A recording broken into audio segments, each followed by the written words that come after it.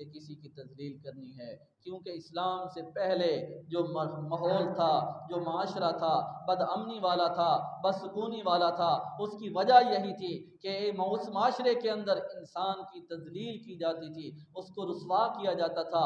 اگر اس نے کوئی کام کر لیا تو سب کے سامنے اس کو رسوا کیا جاتا تھا۔ لیکن اسلام نے کیا کہا ہے؟ اسلام نے کہا ہے اگر کسی سے کوئی غلطی ہو جاتی ہے تو اس کے عیبوں کے اوپر کیا کرنا ہے؟ پردہ ڈالنا ہے۔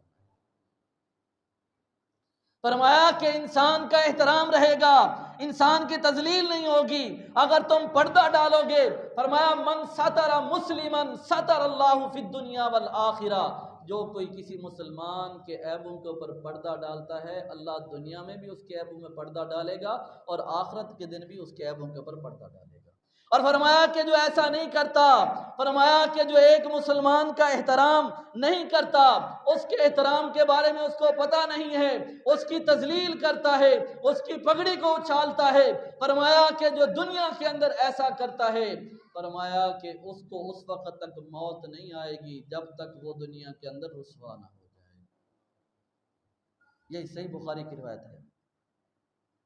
فرمایا کہ جو گڑھا کھودتا ہے، فرمایا کسی کے لیے تو اس کے اندر خود بھی گرتا ہے، اور فرمایا کہ جو کسی پہ ہنستا ہے تو اس کے اوپر بھی لوگ ہنسیں گے۔ اسلام نے ہمیں یہ نہیں سکھایا، اسلام نے ادب و احترام سکھایا ہے۔ اسلام یہ کہتا ہے کہ اسلام آنے سے پہلے، محمد رسول اللہ صلی اللہ علیہ وسلم کی نبوت سے پہلے، اعلان نبوت سے پہلے جو ہے لوگ ایک دوسرے کو طعن و تشنیع کا نشانہ بناتے تھے، تذلیل کرتے تھے، اس کی عزت نہیں کرتے تھے، اس کی حوصلہ افزائی نہیں کرتے تھے۔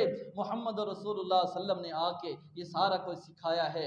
رسول اللہ صلی اللہ علیہ وسلم فرماتے ہیں کسی کے ساتھ مذاق نہیں کرنا۔ قرآن کہتا ہے لا یسخر قوم من قوم، کوئی قوم کسی قوم سے مذاق نہ کرے۔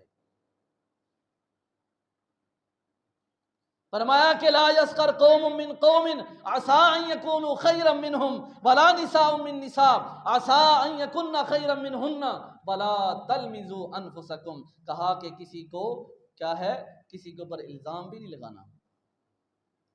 ولا تنابزوا بالالقاب، کسی کو برے لقب سے بھی نہیں پکارنا۔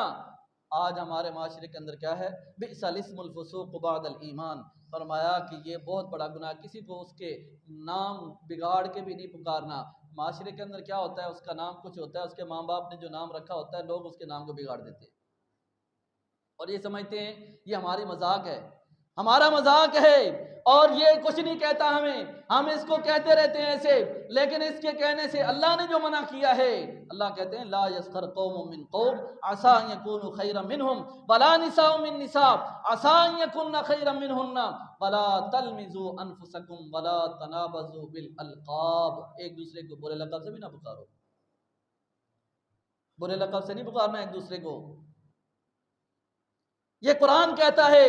اس کی وجہ کیا ہے؟ وجہ یہی ہے، فرمایا کہ انسان کا ادب اور احترام، جس انسان کو اللہ تبارک و تعالیٰ نے فرشتوں سے سجدہ کروایا، جس انسان سے اللہ محبت کرتے ہیں، جس انسان کے لیے اللہ نے 4 قسمیں کھائی ہیں، والتین کہا ہے، والزیتون کہا ہے، وطور سینا کہا ہے، اور اس کے بعد لقد خلقنا ھذا البلد الامین کہا ہے کہ امن والے شہر کی قسم ہے، طور سینا کی قسم ہے، زیتون کی قسم ہے اور تین کی قسم ہے۔ 4 قسمیں کھانے کے بعد فرمایا لقد خلقنا الانسان فی احسن تقویم،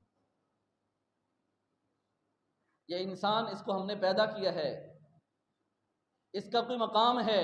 فرمایا کہ بیت اللہ سے بڑھ کے ایک مسلمان کا مقام ہے، میں نہیں کہہ رہا، رسول اللہ صلی اللہ علیہ وسلم کی زبان مبارک ہے۔